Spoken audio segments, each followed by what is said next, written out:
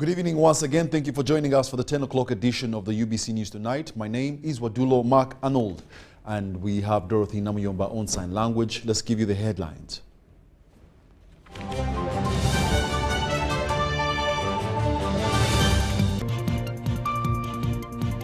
Now, headlines: Prime Minister Robin Nabanja meets UN Secretary General to benefit Uganda on UN interventions. Study on use of lenacapavir, twice yearly injectable PrEP, shows 100% efficacy. And translator and interpreters want policymakers to promote Swahili as a lingua franca. And in sports, NCBA Junior Golf Series, a pathway to Uganda's golf glory.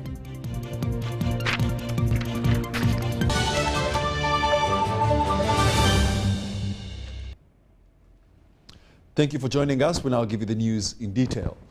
The Prime Minister of Uganda, the Right Honourable Nabanja Robina, has held bilateral talks with the United Nations Secretary General Antonio Guterres at the UN headquarters in New York and discussed how Uganda can further benefit from the UN interventions. The meeting was closed to the media. However, Nabanja also met His Excellency Prithviraj Singh Rupan, the President of Mauritius, and discussed matters of mutual benefit for the two sister countries. The meeting took place at the G77 plus China offices at the United Nations headquarters in New York, and this was at the sidelines of the 79th UN General Assembly. Nabanja says that Uganda and Mauritius share a lot in common and asked the President to allow the two sister countries have technological transfer for the benefit of the citizens in the two countries. Uganda and Mauritius has got a lot in common, but we also differ in many things. We also request for technological transfer. Nabanja extended President Museveni's warm greetings and thanked Mauritius for cordial relations with Uganda. So we request for trade bilaterals between Uganda and Mauritius. During the meeting, His Excellency Rupun lauded Uganda for steering well NAM and G77 plus China with tangible results. We should be able to create this balance.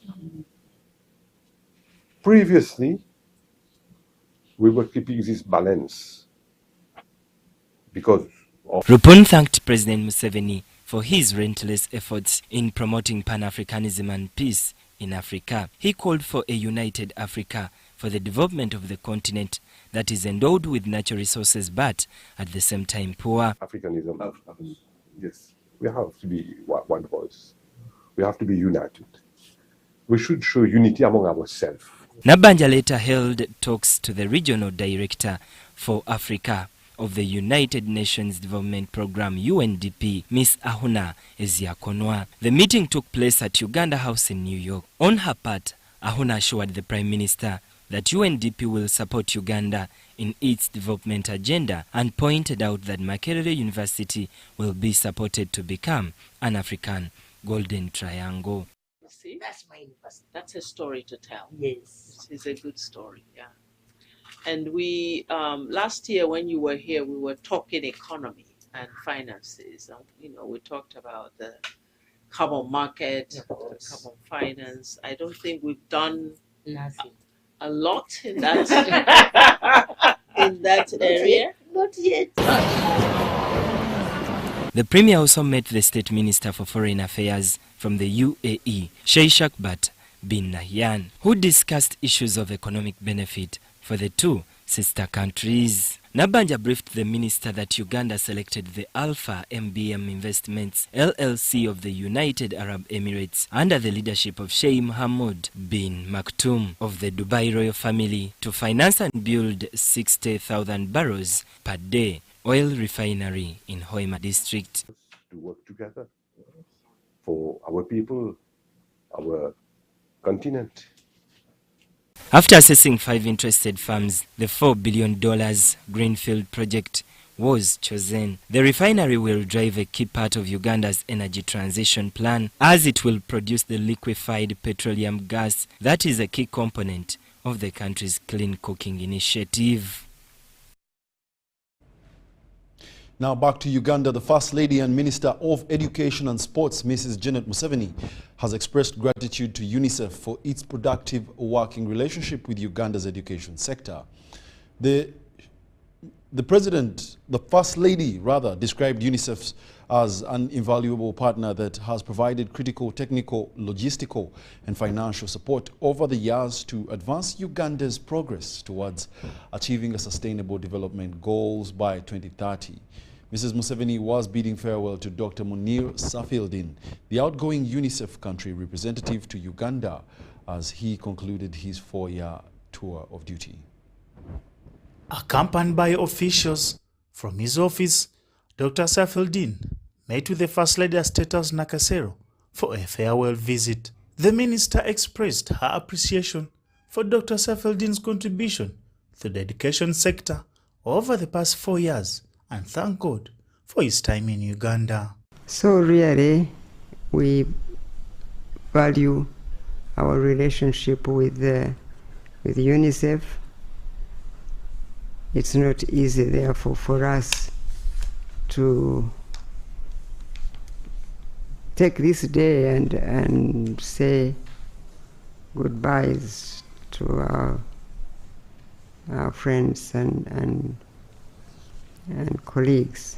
But really, we must say thank you again and again for the work we have done together. UNICEF's programs are focused particularly on uplifting children, including those with disabilities, adolescents, refugees, host communities, and other disadvantaged populations. Key initiatives implemented by UNICEF in the education sector include capacity building for education officers in local governments, empowering young people with 21st century skills, implementing water, sanitation, and hygiene programs, approving the implementation of the early childhood care and education policy, and supporting the national special needs and inclusive education policy, among others. Dr. Munil expressed his deep gratitude to Mrs. Museveni and her team at the Ministry of Education and Sports for their support and cooperation during his tenure. Thank you very much for showing the people of Uganda and the people who are in Uganda as refugees the value of education. It's one of the unique places where every year parents bring their children to school in large numbers without any campaign, without anyone having to go and chase them to bring their children to school. The outgoing representative also noted other significant improvements: the doubling of the number of teachers, the increase in average years of schooling from 3.9 to 6, and the nearly 100% growth in preschool institutions. He further thanked Mrs. Museveni for rescuing 425 Karimajong children from the streets and returning them to school in Karamoja. He also requested support for a girls' school in Apak district with over 900 students, but only 7 regular teachers and some volunteers. Reporting for UBC, Baguma William. There is a breakthrough for HIV prevention as Purpose 1 study on the use of lenacapavir, a twice-yearly injectable PEP, shows 100% efficacy. The principal investigator at Makerere University's Johns Hopkins University Research Collaboration, Dr. Flavia Matovu Chiwewa, confirms the development will reduce new HIV infections among vulnerable women and young girls. Adiana Kuti has a report. There is hope that new HIV infections, especially among vulnerable women and girls, will reduce as lenacapavir, a twice-yearly injectable PrEP, shows 100% efficacy in the Purpose 1 study. Purpose 1 study evaluated lenacapavir, an injectable PrEP commonly known as LEN, that is administered twice yearly at an interval of 6 months to help prevent one from acquiring HIV. Purpose 1 study is being done in 2 countries, Uganda and South Africa. In Uganda, it was done by Johns Hopkins University Muju Research Collaboration from August 30th, 2021 to August 31st, 2023. And we included over 5,000 women to take part in this study. These were young girls aged 16 to 25 years. And these girls were at substantially higher risk of HIV, looking at their lifestyle. So when the girls enrolled in the study, they were either given the lenacapavir injection, or we have another investigational drug called FTAF or Discovery, and we also had the oral PrEP, the available oral PrEP FTDF. And we have shown that lenacapavir protected these girls from getting HIV 100%, because there is no girl who got HIV infected while in the study, which shows that the drug worked to protect these girls from HIV. Unfortunately, for the girls who were on FTAF, or the smaller tablet Discovery, there was no difference between the infections we saw in that group and the group that took FTDF, meaning that these two products were not adhered to by the girls. They didn't take the products as expected, and therefore the FTAF, that's the tablet, didn't work well to protect them, but the injection worked 100%. And we are glad that for these young girls who are struggling to take pills every day, even those who come and take pills, you find that they don't come back. We are glad that they will be able to get a method that is discreet, that they can use less frequently, only 2 times a year, and it can protect them against HIV. PrEP, or pre-exposure prophylaxis, helps to prevent people from acquiring HIV and is administered routinely to HIV-negative individuals before exposure to HIV. All women and girls who participated in the Purpose 1 study will continue to receive lenacapavir until the drug is readily available. Because now we have finished the trial phase of knowing whether lenacapavir works, right now every girl who comes back, we are giving them lenacapavir if they so wish. So they are getting lenacapavir, the active. Now they know that they are getting the active product, lenacapavir. So we have had 100% acceptance almost in Uganda. They're all accepting lenacapavir. South Africa is about 90%, and even those 10 who do not accept, it's because they are moving on to work abroad and so on. But it has been well accepted, it is safe, it is well tolerated, and the girls are very happy with this method that they get only once in 6 months, 2 injections in a year. And it is hoped that many HIV prevention options will play a critical role in stopping new HIV infections. So when you see some of these new injectable interventions, the PrEP program, some of those are trying to address this problem because the goal of some of these studies is to increase options for young women.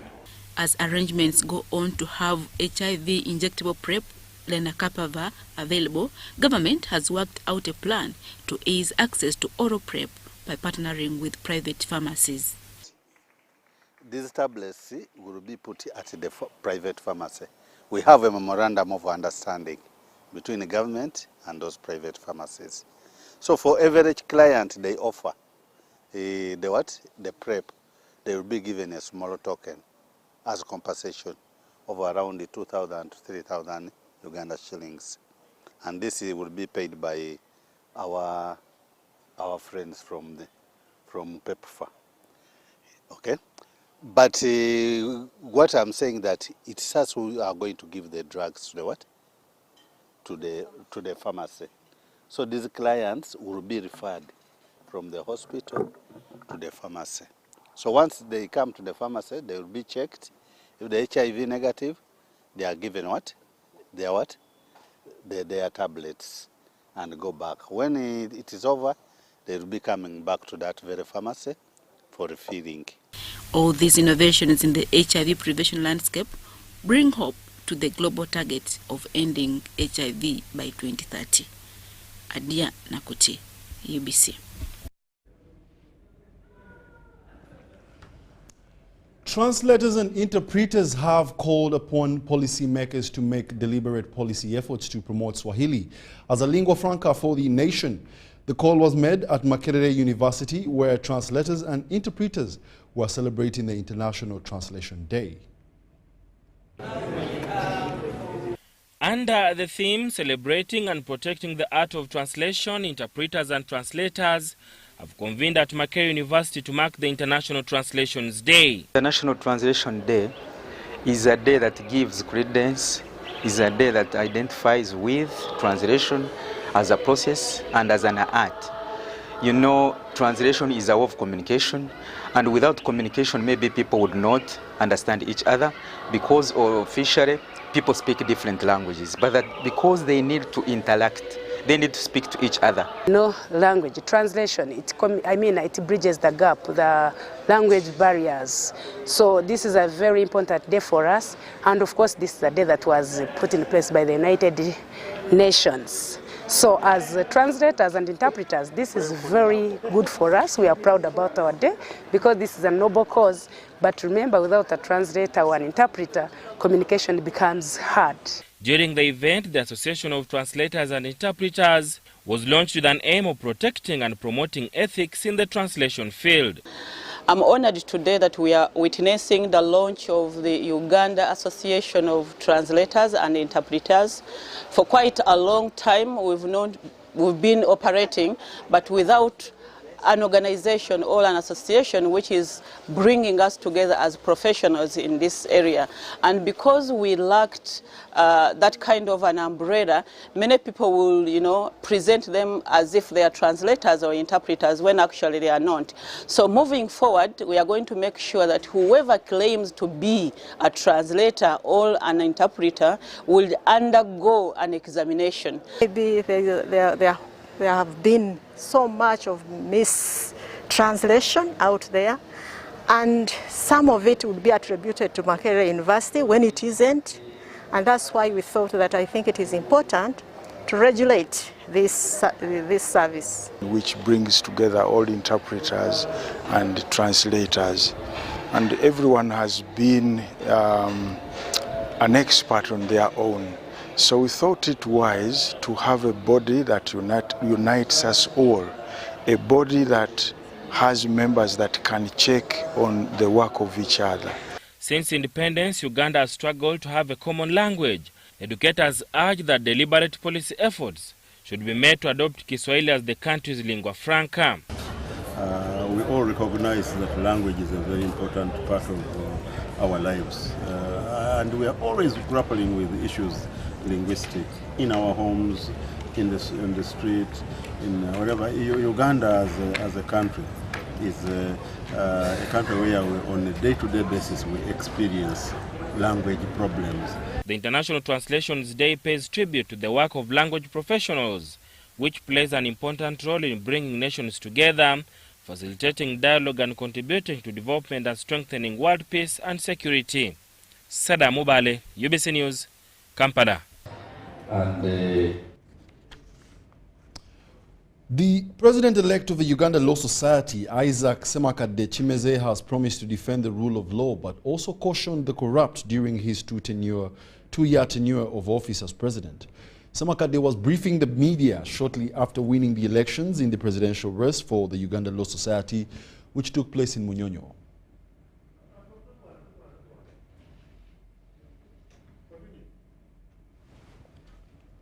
And furthermore, schools and educational institutions are urged to integrate patriotism training into the curricula to prepare students to be responsible Ugandans. The commissioner for the patriotism program in Uganda, Helen Seku, passed out 927 students from Rubare Secondary School in Ntungamo district, emphasizing loyalty and commitment to the nation building.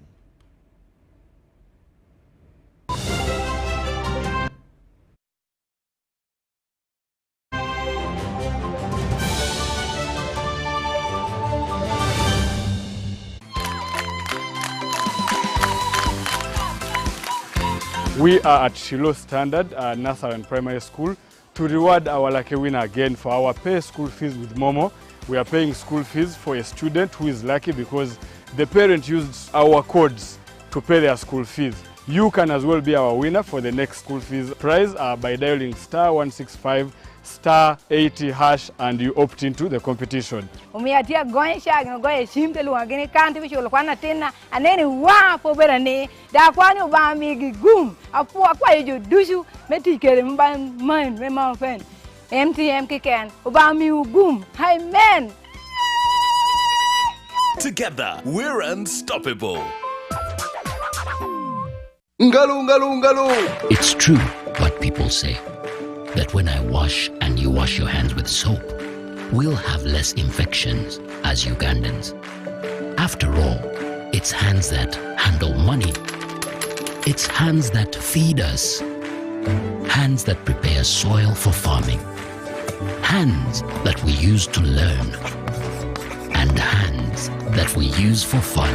When I wash and you wash, it means clean hands for all. So, wash your hands with soap and clean water regularly to keep away infections and disease-causing germs. This message is from the National Hand Washing Secretariat with support from UNICEF.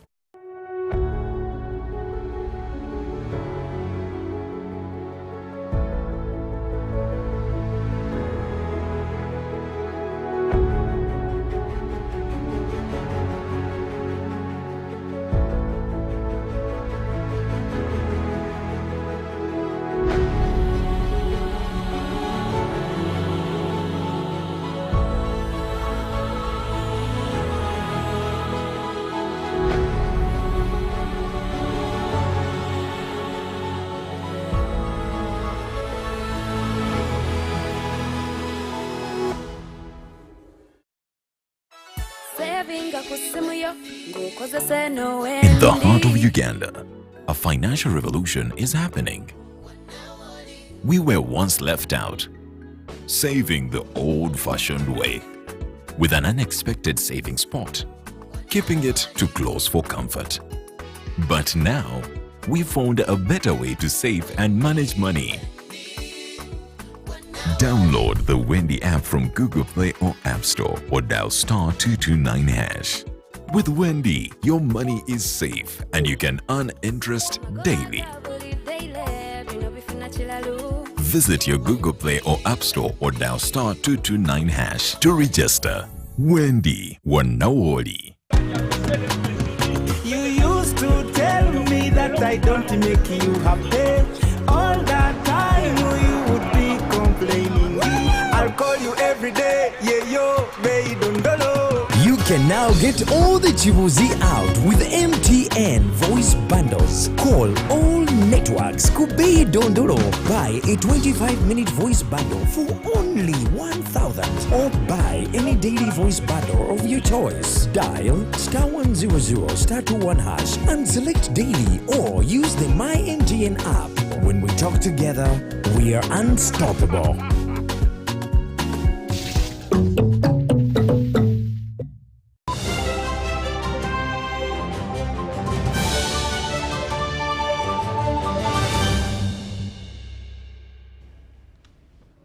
Welcome back. You're still watching the UBC News Tonight.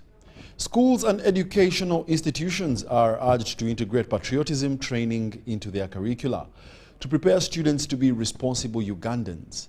The Commissioner for the Patriotism Program in Uganda, Helen Seku, passed out 927 students from Rubare Secondary School in Intungamo District, emphasizing loyalty and commitment to the nation building.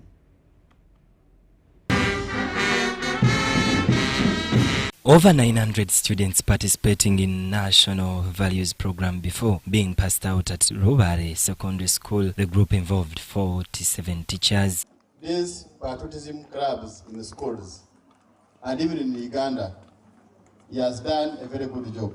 Because these people lack information.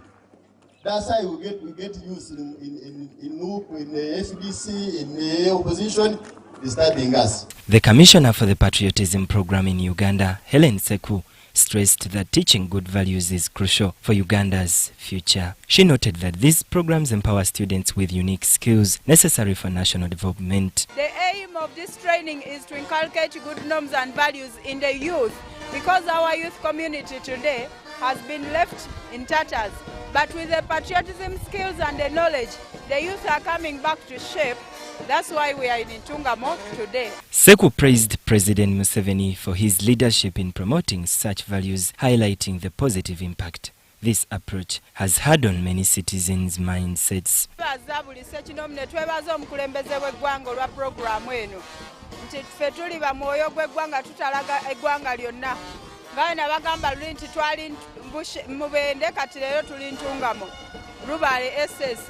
Tubangudde abaana abakuguse mu training ya mwoyo gw'eggwanga bali lwenda n'okusoba. Tungamo District RDC Isaiah Byarugaba Kanyamahane said patriotism training helps students uphold community values. Every politician targets the young. Every individual, every targets the young. So when we see the young undergoing such a training, creation of awareness of their country, the endowments in the country, means that we are short of the future. And when you are corrupt, that means you are not patriotic. So you have been taught to be honest people. So when you join work in the future, do not be corrupt. So you've been taught to be disciplined. Head teacher Monica Tukunda expressed her commitment to instilling values in students. When you manyangu amashomera gachikozire garigire mukurunje mwene ryanjye ni manyangu nibaza kuhindura amichwe nibaza kuba abana bari kwato bwire nibaza kuba abana bo bujunanizwa. We pray and we request for continuous support for such activities. In case it is possible, direct our support is welcome, especially to St. Elizabeth Girls School.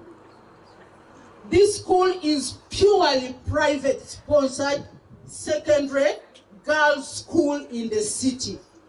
We would appreciate in the future if any contribution like those given to the other government aided schools. Benon Mukwaya, Nelson Akatuhurira, UBC News.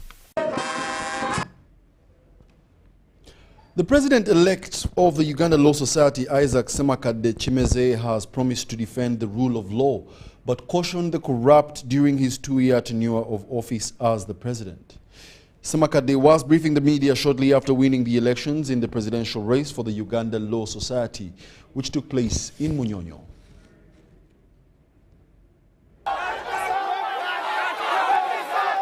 It was joy and celebration at Speak Resort Hotel Munyonyo after the announcement of lawyer Isaac Semakade Chimeze as the president-elect for Uganda Law Society.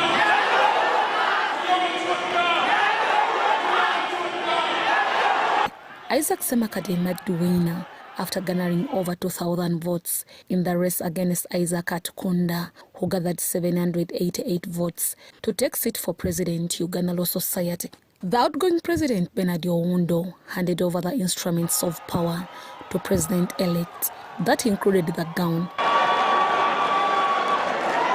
The president-elect Isaac Semakade Chimeze, after receiving instruments of power, addressed the land colleagues about what is expected. In his 2-year tenure of office, he would start with fighting corruption and defending the rule of law. I would like to thank all the members of the Uganda Law Society who have supported my campaign. Many among you, like my senior colleague Diana Namusu,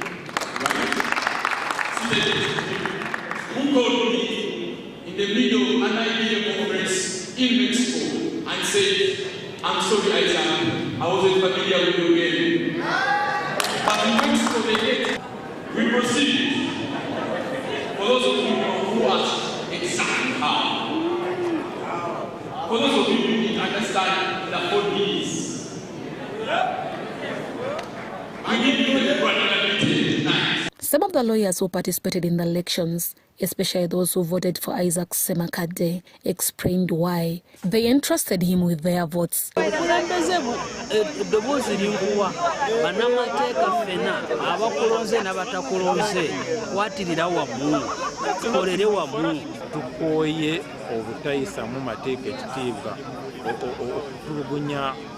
okulemesa rule of law byonna bitukoye enfuga mbi tujukooye era obuwanguzi bulaga nti abantu beddiza society bagibanjiza ebbanga nga buli lwe bagezaako jizza bagibasikambulako. Twagala amateeka gabe nga gali waggulu wa buli kimu. Semakadde omulimu gwe gwakoze gwogera emyaka 15 gy'amaze ng'akola. Akalulu kabadde feeya nnyo, abalonzi boogedde kye baagala, bakooye embeera y'obuwambe, ne bejja mu buwambe ne balonda omuntu gwe basobola otuukirira. Deborah Namamonde, UBC News.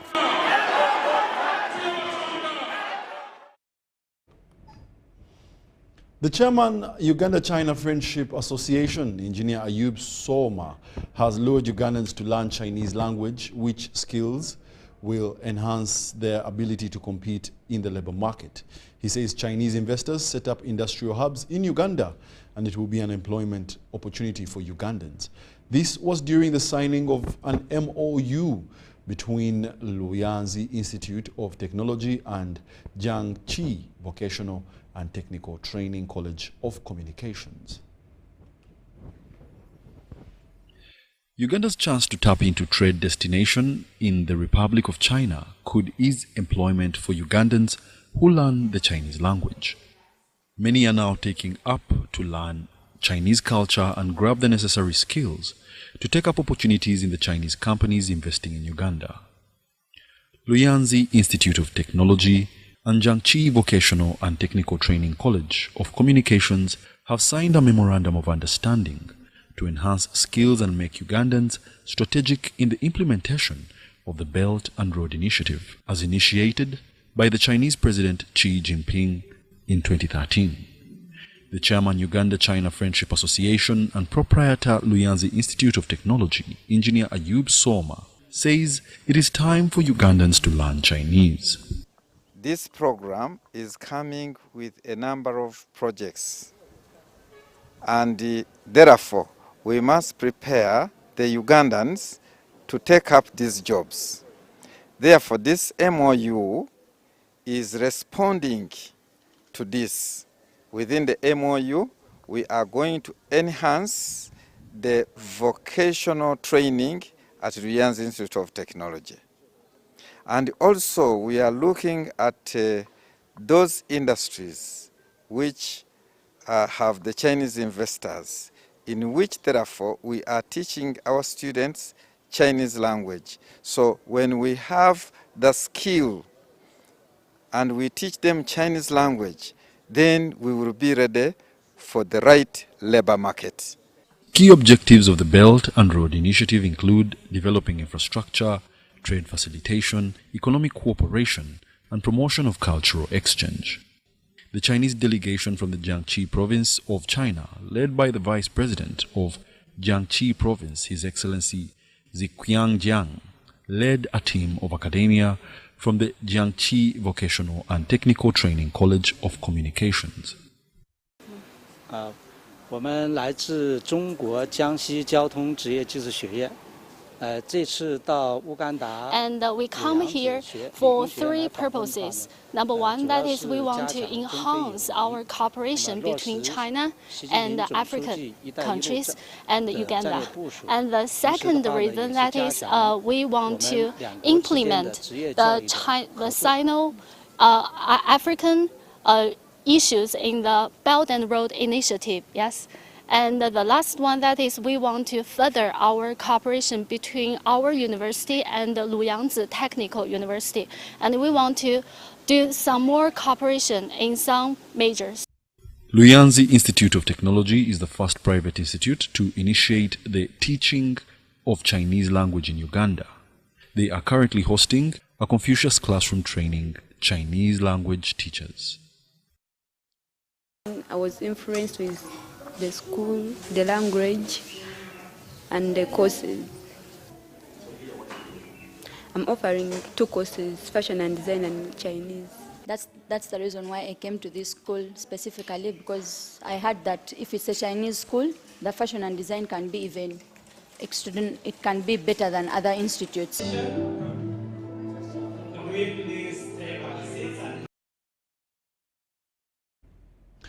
Over 1,000 new students were welcomed in a grand ceremony which took place yesterday at the Islamic University in Uganda, Chibuli campus.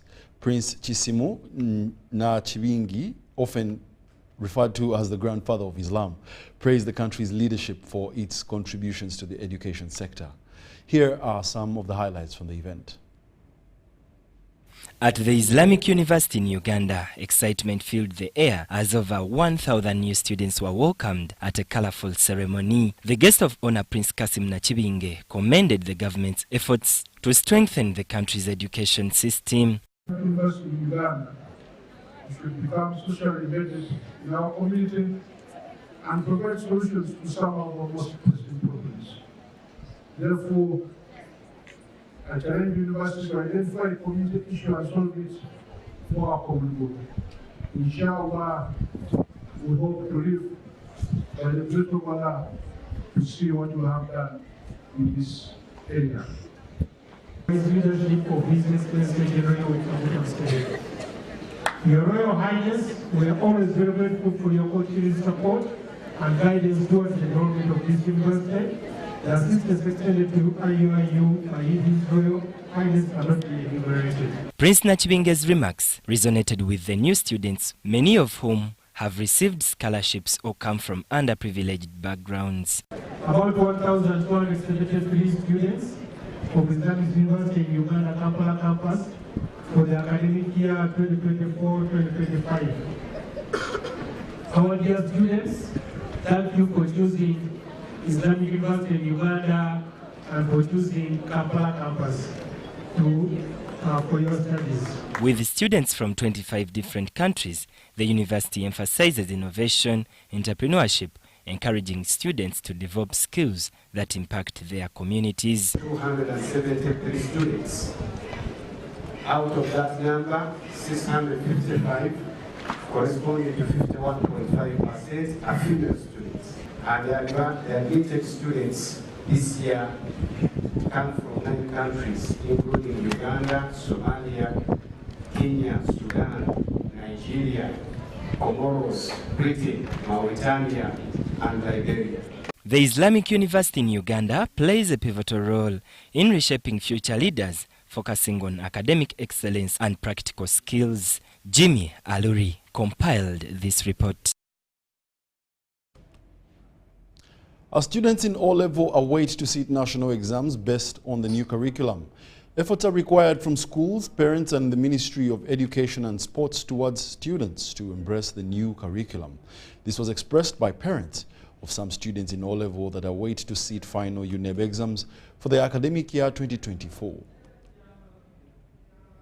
Records at Uganda National Examination Board UNEB shows that over 1 million candidates are expected to sit for 2024 UNEB exams, and these include primary 7 pupils, O-level and A-level candidates. This year, O-level students will sit for their final examinations and a new curriculum introduced by the Ministry of Education and Sports. Although the new curriculum came with challenges to schools, students and parents, as the exam season draws near, parents, a lot of effort is still required from Ministry of Education and Sports to help students adopt to the new curriculum. The new curriculum is very good, but the population needs to understand through awareness. So I think the onus is on our educationists to reach the grassroots. Take awareness sessions at LC1 councils. That's where all the parents are. And teach parents what the new curriculum is about. Wilberforce Kamengo highlights the need for parents to guide and encourage their children as they do final examinations.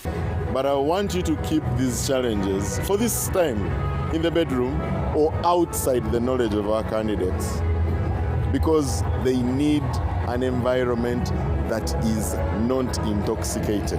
As the new curriculum rolls out, concerns over examination malpractice remain prominent. But what steps should be taken to eradicate this vice? So it is a value of integrity which is ingrained in all of us. We don't just talk about it in exams, we talk about it all the time. Because if it does happen, and if we do know, even in an exam, which is in the middle of the year, the penalties are very high. The concerns were voiced during a dedication service at Green Hill Academy, Chibuli, for students in primary 7, senior 5, senior 6. The service led by the head of Mission Church of Uganda, Reverend Simon Peter Demberia Yesu. I want you to know there is a name that is above every other name, and that is the name of Jesus Christ. The name Jesus is above the chemistry paper. It is above the mathematics paper. It is above the biology paper. It is above the science paper. So there is need for balanced approach to education that prepares students for both academic and life challenges. What we call developed countries, they look at the kid right away from nursery. Yes, the kid is going to excel academically, but the kid is a footballer. They should shape the kid to be flexible and understanding and coming deeper to know what extra skills. Not only a person who can count 1, 2, 3 mathematics and get 10%, but outside there, they cannot even greet the person. Deborah Namamonde, UBC News.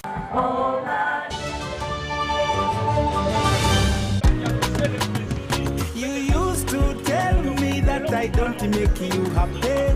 All that time you would be complaining. I'll call you every day, yeah, yo, baby, don't know. You can now get all the Chibuzi out with MTN voice bundles. Call all networks. Kubei Dondoro. Buy a 25-minute voice bundle for only 1,000 or buy any daily voice bundle of your choice. Dial *100 *21# and select daily or use the My MTN app. When we talk together, we are unstoppable.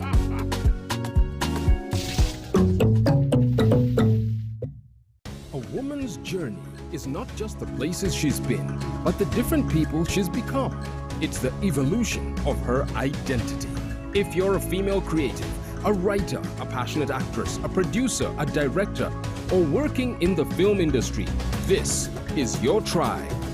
Join us for the Women in Film Symposium 2024 on October 26th at Skies Hotel, Nakuru, under the theme, Skilling Women in Film for Equality, Sustainability, and Advocacy. Don't miss live performances, cocktails, awards, workshops, networking, panel discussions, and so much more. Gates open at 4 p.m. The fee is 50,000 Uganda shillings, payable via Momo pay code 713362 or call 0786 312 218. Sponsored by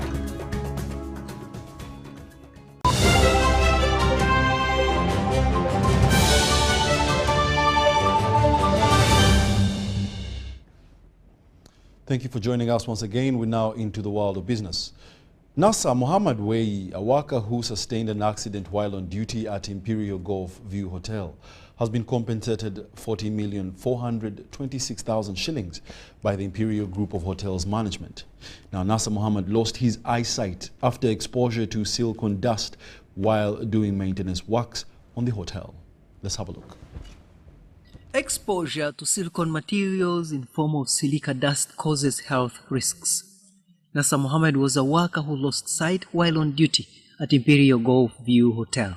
In August 2023, while doing maintenance works as he worked on window sills, he was exposed to silicone materials which affected him, causing him blurring of both his eyes.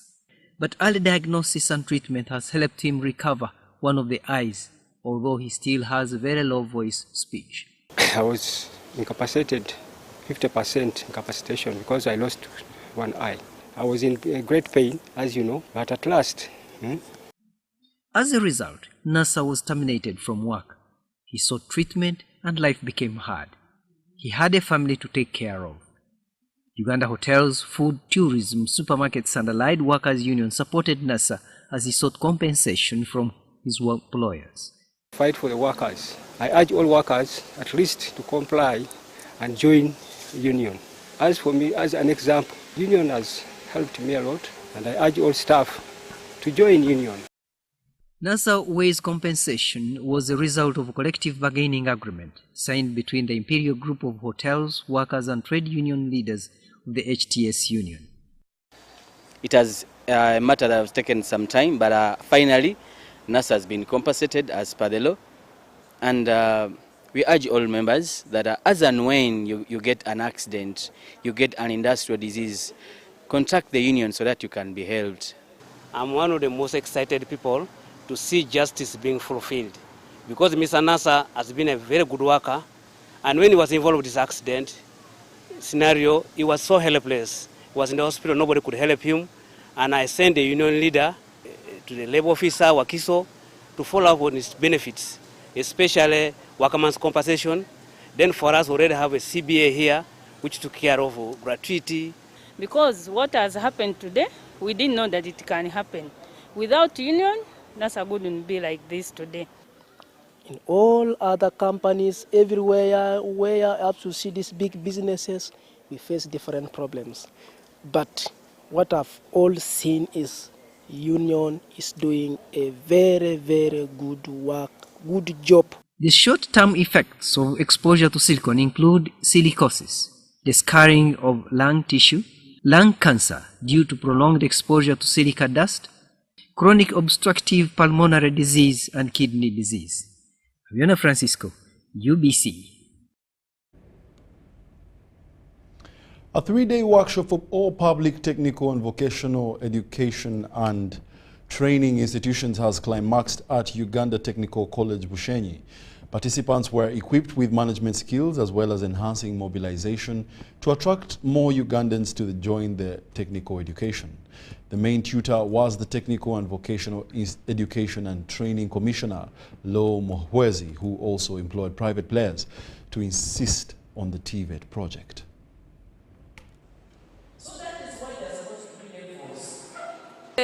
Private training institutions, I want to call upon them, wherever you are, and you have not yet registered with government, kindly come out and register. Apart from government paying trainers or teachers in TVET institutions, the rest of the benefits are equal as we enter into industrialization, as we enter into commercialization of agriculture, as we do the parish development model, the wealth creation, all those require skills. And if as leaders, and especially the people who are delivering skills, we are not well aligned with the development agenda of this country, then we cannot deliver the right skills. So today, those are the things we are going through. Continuing as we have done before to encourage parents to support their children to do TVET programs, because that's where the jobs are. Those of you who read, I'm sure you've seen the National Development Plan, still free, and our voice in the making. All of them emphasize TVET in one way or the other. Why? Because it is where the critical mass of human resources required for transformation of this country is. We are continuing with our reforms. You know, when we made the policy, there are reforms that are being put in technical education.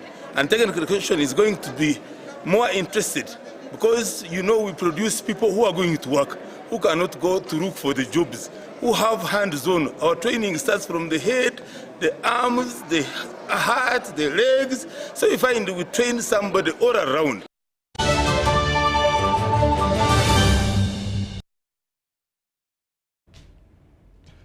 And now in sports, being homeless may not be one's fault, but remaining destitute could be translated to being an act of laziness. This is the stereotype that the Homeless World Cup team of Swaziland is changing through sports to overcome unemployment and homelessness. This was the theme for the 2024 Journalist Exchange Program between Switzerland and Uganda, as organized by Looking Beyond, a non-profit association. UBC's Henry Okrut represented Uganda and now reports.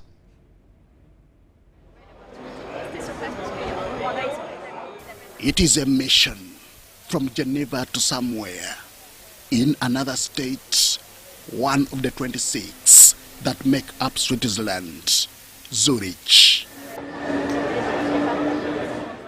The vegetation is attractive, the terrain is beautiful, and the people, both natives and foreigners, are mixing freely. But something is amiss. Not all natives are living to their fullest. Some are destitute, penniless, and homeless. Other than sit and perhaps beg, lament, or even accuse authorities of neglect. Some are taking the bull by the horns. 61-year-old Haney has opted for magazine and newspaper vending. As he embarks on the train, headed to his usual spot of operation, his hopes are high in selling these news items. As morning fades, his call out to customers begins to pay off. One by one, his newspapers are bought. Vielen Dank. Danke, Nina. Prior to his afternoon maneuvers, he spends his morning and part of the afternoon in sports practice.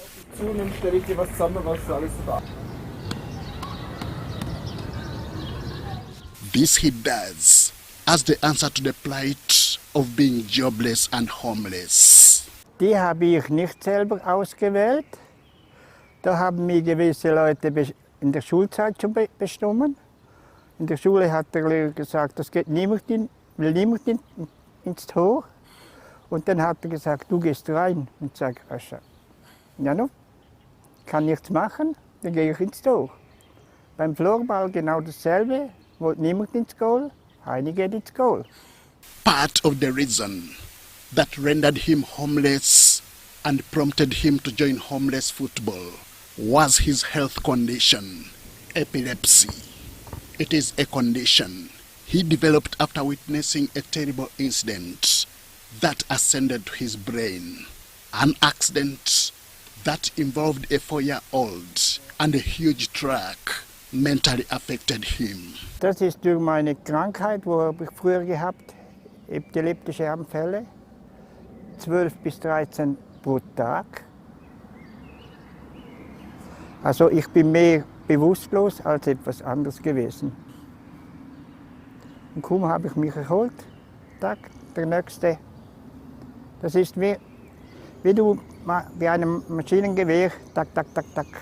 So sind meine Anfälle gekommen. Eine fertig, nächste, tak, tak. From the streets to stadiums, one other beneficiary of the Homeless World Cup gesture is Michi. He too is a goalkeeper, a role he has taken on to fend for himself and his family. Ich war lange auf Jobsuche, bin Familienvater, habe mich natürlich um meine Kinder gekümmert. Ja, und jetzt bin ich auf Jobsuche leider. Und ja, aber der Straßenfußball gibt mir ein bisschen einen Halt und ja. The sport has made him move places, open doors and sit on high tables. Michael, ich bin 37 Jahre alt, komme von Rheinfelden und ja, spiele Street Soccer seit ungefähr einem Jahr. Spiele bei den Baby Dragons und bin Torhüter. Und ich habe die Ehre, im September nach Korea zu gehen. These players have competed internationally, breaking barriers of stereotypes and stigma. Their participation and excellence have not been a lone effort. The brain and effort behind has been Max Mead, the team manager from the Sairopis Street Soccer national team. The Homeless World Cup is a World Cup for persons who are a little bit, who have a difficult time at the moment, a little bit outside of the sociality, who they can be homeless, they can be jobless, they can also have a difficult time with the family or to find a job. Yes, it's a little bit a World Cup for these people who are difficult in the life at the moment. The idea is to use sports to address mental health, joblessness and homelessness. À Genève, c'est un canton qui aime le sport et c'est réparti entre les communes genevoises qui s'occupent plutôt des clubs avec le canton qui s'occupe plutôt des grosses infrastructures et de l'accès au sport. Donc c'est très complémentaire entre le niveau cantonal et le niveau communal. Et puis la Confédération, elle soutient plutôt les fêtières. In driving this agenda further, looking beyond the brain behind a journalist exchange program between Switzerland and other countries, including Uganda, focused on sports in 2024.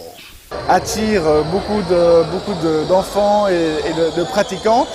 On a beaucoup de filles d'ailleurs qui pratiquent de plus en plus le football et c'est bien. Et puis on a un vrai axe de travail sur l'inclusion de toutes les personnes. Donc on a par exemple un grand programme autour des personnes en situation de handicap. Street Football League in Switzerland proves that football can transcend borders, socio-economic status, and overcome homelessness. Henry Okrut, UBC. Well, thank you very much, Henry Okrut. Now, the third round of the 2024 I&M Bank Katogo Golf Series that attracted 174 players has climaxed at the Par 71 Entebbe Golf Club. Let's have a look.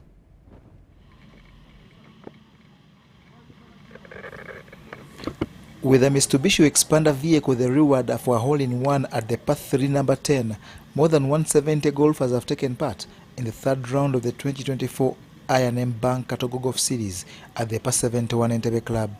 The Katogo Golf Series is a relatively new initiative that is now in its second year and is played in intriguing formats like the latest Russian Chicago Stapleford. In this format, each player in the pair that makes a team records individual points per hole, and at the end of the round, the pair multiplies their points to get the team score for each hole. This series has already brought together golfers from all walks of life, and the continuous enthusiasm and attendance is really welcoming. Over the course of today, it was exciting to see how this new Russian Chicago Stapleford, which was called a couple of other names, format added fresh twist to the competition. The results show how this format brought out the best in the golfers and sometimes the worst. It was an interesting round of golf, only slowed down by the rain that affected its final result that was determined by just the front nine scores. My experience today was quite interesting because it's my first time to play this Russian Chicago format. It puts a lot of pressure on you because you have to at least make 1 point so that you don't scratch a hole. So if your partner plays well, if you have one, you save the day. So it was really enjoyable for me. Front nine was a bit of a struggle, but back nine I think we came back fighting and we played a much better game. Ultimately, the men's category was won by the pair of Dennis Taylor and Arthur Arenaitwe, who managed 82 points.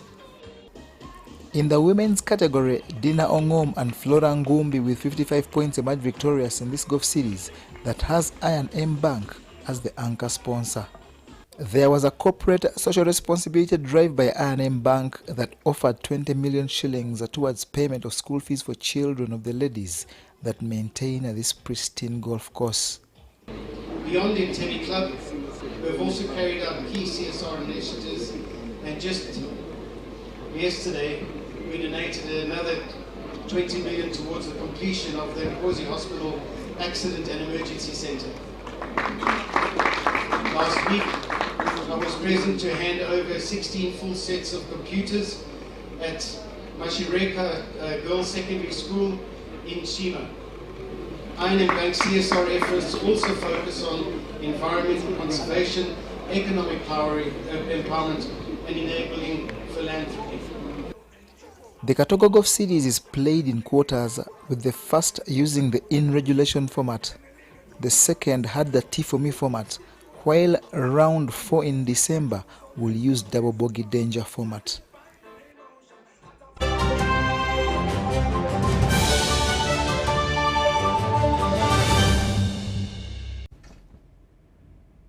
And that brings us to the end of our news tonight. Thank you for being a lovely audience. My name is Wadulo Mark Arnold and Dorothy Namuyomba on sign language. Have yourselves a lovely week.